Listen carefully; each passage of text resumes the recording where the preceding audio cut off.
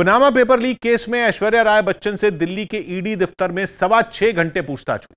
उनकी यह पेशी 2016 में सामने आए टैक्स चोरी से जुड़े एक मामले में हुई, जिसके लिए वो दिल्ली में ईडी के दफ्तर पहुंची और उनकी गाड़ी बाहर खड़ी नजर आई। जो ईडी सोर्स बता रहे हैं कि इसी गाड़ी से ऐश्वर्या बच्चन आई थी और फिलहाल उनसे अंदर पूछताछ की जा रही है। पूछताछ के बाद जब वो बाहर आई तो ईडी दफ्तर के बाहर गहमा गहमी दिखी।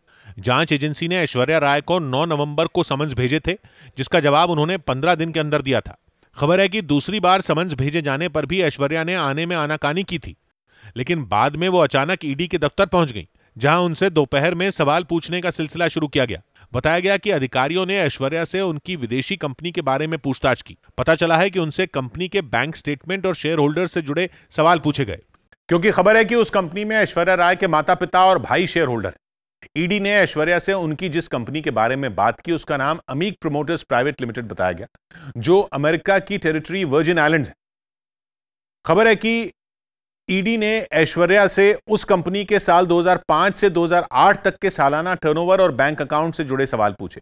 यही नहीं, खबर है कि ऐश्वर्या के सामने कंपनी के बैंक स्टेटमेंट रखकर सवाल जवाब हुआ। उन पर शेल कंपनी बनाकर टैक्स चोरी का आरोप है। शेल कंपनी का मतलब जो सिर्फ कागजों पर होती है और असल में उसका कोई अस्तित्व ही नहीं होता।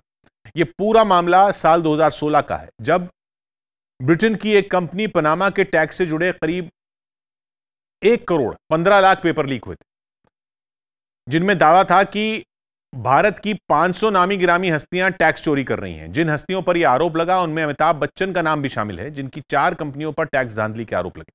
खबर है कि इन्हीं कंपनियों में एक में उनकी बहू ऐश्वर्या डायरेक्टर बनाई गई थी और बाद में उन्हें शेयर होल्डर बना दिया गया था। सौभाग्य की बात है कि पनामा पेपर्स में नाम आने के बाद पिछले महीने अभिषेक बच्चन से भी ईडी के अधिकारियों ने पूछताछ की थी और तभी ऐश्वर्या राय बच्चन को भी जांच एजेंसी के सामने पेश होने को कहा गया था। लेकिन उस वक्त ऐश्वर्या राय बच्चन ने वक्त मांगा था, जिसके बाद उन्हें दोबारा समन्स भेजे गए और इस बार ईडी के अधिकारियों ने उनसे लगभग 5 घंटे तक पूछताछ की।